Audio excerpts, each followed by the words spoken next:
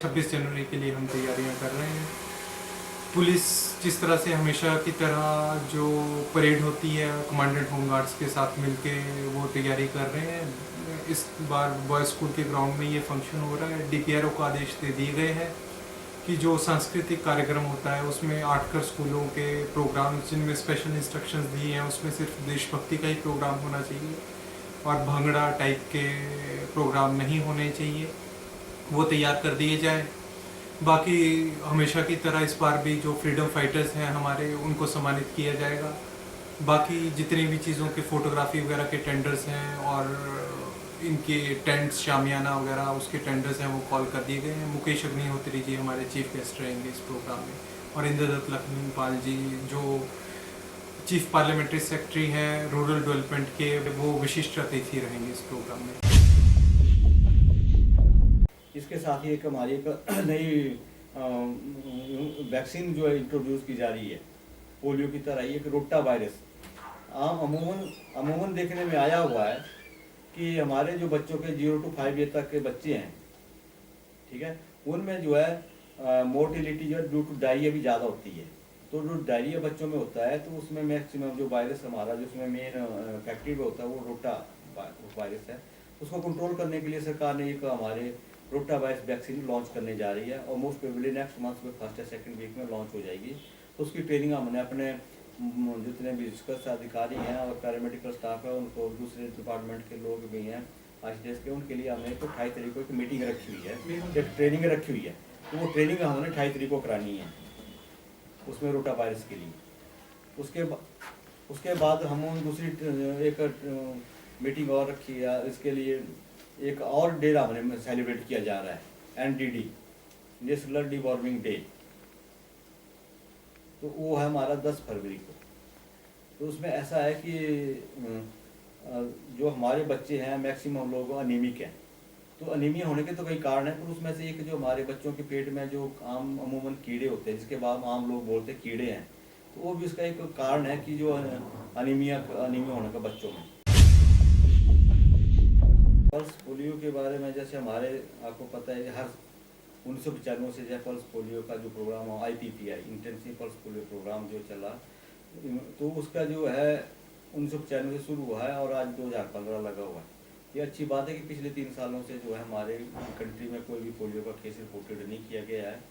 तो इसी के संदर्भ में अब जो है सर अभी तक कंटिन्यू प्रोसेस जो है IPPI की कंटिन्यू चली हुई है। तो इसी संदर्भ को देखते हुए पिछले 17 तारीख को भी हमारा जो एक्टिविटी शुरू हुई थी। तो 17 तारीख को एक्टिविटी बूथ एक्टिविटी थी, उसमें बूथ पे ही हमारे जो 282 बूथ पे हमने बच्चों को दवाई पिलाई। तो जो हमारा जो अपना टारगेट था तो 38,500 के आसपास हमारे बच्चे जो 0 से 5 ईयर के बच्चे थे जिनको हमने दवाई पिलानी थी। तो आज हमारा जो 17 तारीख को बूथ पे दवाई पिलाई गई है, उस दिन लगभग हमने 35,500 लोग बच्चों को जो कवर किया। उसके बाद अब हमारी जो टीम है हेल्थ वर्कर, हमारी अपने स्वास्थ्य विभाग की टीम है, साथ में हमारे आंगनबाड़ी वर्कर्स हैं, हमारी आशा वर्कर है इस काम में लगी हुई हैं। तो पिछले 2 दिन से जो आज हम हाउस टू हाउस जाके जो है लोगों को, बच्चों को जो 0 to 5 ईयर बच्चे जो छूटे हुए हैं उनको दवाई पिलाई जा रही है। तो हमारा वो लक्ष्य है कि हमारा जो हर बच्चा जो है वो पोलियो की दवाई पिए। और मेरा सभी माँ बाप से भी ये भी रिक्वेस्ट भी है कि अपने बच्चों को पोलियो की दवाई हमेशा पिलाएं, ताकि जैसे जो हमारा एक उद्देश्य चला हुआ कि हम पोलियो फ्री कंट्री एक हो जाए, चली हुई है, तो उसको हम उसके पूरी तरह से सक्सेस हो जाएं।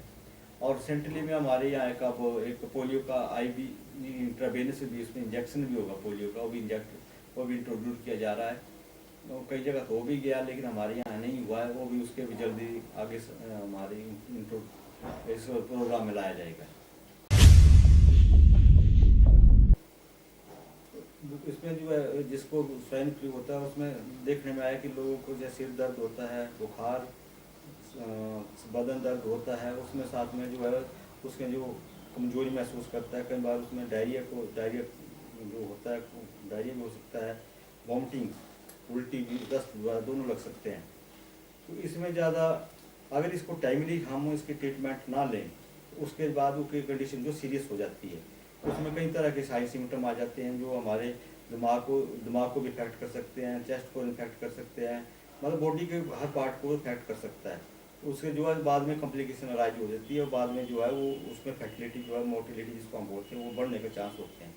तो हमारा ये कि जैसे किसी भी रोगी को अगर ऐसे कोई सिम्टम दिखाई दें तो छोटे जब छोटा सिम्टम है, जैसे थोड़ा बुखार है, जुकाम की तरह उसको फ्लू लाइक सिम्टम आते हैं, तो उसको ज़्यादा कुछ करने की ज़रूरत नहीं होती। अपने आइसोलेटेड होके घर में बैठे, घर में रेस्ट करें और पब्लिक प्लेसेस में ना जाए, अपने को इन्वॉल्वमेंट ना उसमें ज़्यादा ना करें। और आम आदमी भी जो है, जैसे किसी आदमी को फ्लू साइकिल सिंड्रोम ऐसे लगता है कि उसमें जुकाम है, तो एक अपने से तो फुट 2 फुट की दूरी पे बनाए रखें, लोगों से हाथ ना मिलाएं और अपना जो अपना हम रुमाल यूज़ करते हैं वो किसी के दूसरे साथ शेयर ना करें। और जब लगता है कि मेरी जो कंडीशन ज़्यादा ख़राब हो रही है तो अपने नियर बाय जो हॉस्पिटल है उसमें हमारे चिकित्सा अधिकारी को अपने को दिखाएं, और चिकित्सा अधिकारी जो हमारे होते हैं उसको देख लेते हैं और वो डिसाइड करते हैं कि भाई इसमें क्या सिम्टम ज़्यादा हो रहे हैं कि नहीं हो रहे हैं, बढ़ रहा है कि नहीं। अब होता क्या है कि लोग जो होते हैं कि हर पेशेंट के लिए जो हम लिखते हैं कि इसके टेस्ट करो, हर पेशेंट का टेस्ट करना भी इसमें जरूरी है। इसमें जो हमारी जो बीमारी है उसको कैटेगराइज कर दिया, कैटेगरी में डिवाइड किया, कैटेगरी A B C में। तो कैटेगरी C के जो पेशेंट हो, जो सीवियर केस होते हैं, उनमें ही ज़्यादा जरूरत होती है हमारे को साइन सिम्टम देख के डिसाइड करने की कि इनको जो है इनका सैंपल लिया जाए।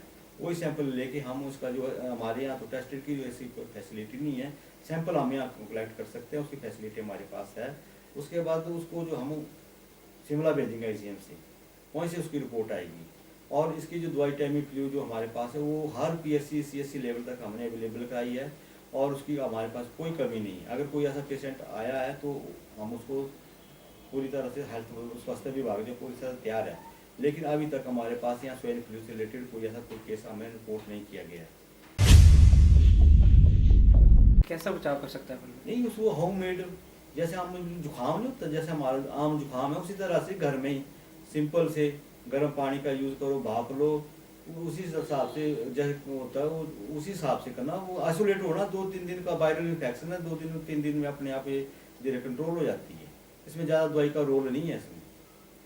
बाकी अब तो गवर्नमेंट ने जो है ऐसे हमारे को वैक्सीन भी प्रोवाइड की है इसमें, और जो खासकर जो हेल्थ वर्कर जो हमारे यहाँ हेल्थ प्रोवाइडर जो हैं जिन्होंने ऐसे लोगों से कॉन्टैक्ट में होना चांस होते हैं, उन लोगों के लिए हमारे इम्यूनाइजेशन भी है। गवर्नमेंट ने हमारे को इसमें वैक्सीन प्रोवाइड किया और हमने उसको इम्यूनाइज किया है कि ऐसे लोग जो है उनको इम्यूनाइजेशन के लिए उनकी इम्यूनाइजेशन भी की गई है इन्फ्लुएंजा जो सुबह वैक्सीन से।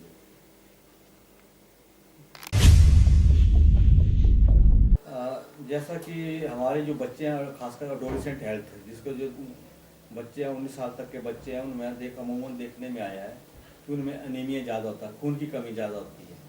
तो खून की कमी ज़्यादा होने के कारण कई तरह के हैं, लेकिन उनमें से एक देखा गया है कि हमारे यहाँ जो है बच्चों के पेट में कीड़े होने के ये भी एक कारण मुख्य है। तो उसको मद्देनजर रखते हुए सरकार ने अब ऐसा है कि एक साल से 19 साल तक के बच्चों के लिए एक नेशनल डिवॉर्मिंग डे घोषित किया, जो 10 फरवरी को सेलिब्रेट किया जा रहा है हमारे स्टेट में।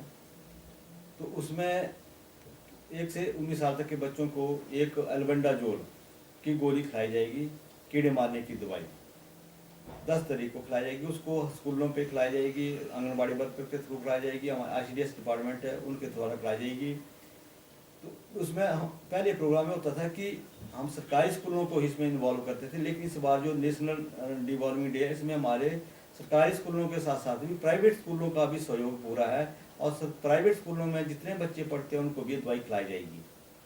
तो इसका एक मकसद है कि बच्चों के लिए जो है एक जो कीड़े मारने की जो कीड़े की जो बीमारियों को उससे छुटकारा दिया जाए, ताकि बच्चों को अनीमिया के ऊपर काबू किया जा सके। और जो बच्चे 10 तारीख को दवाई नहीं खाएंगे उनको जो है दूसरा मॉकअप डे जिसको रखा गया है वो हमारे 15 तारीख को होगा, उनको उस दिन पे दवाई खिलाई जाएगी।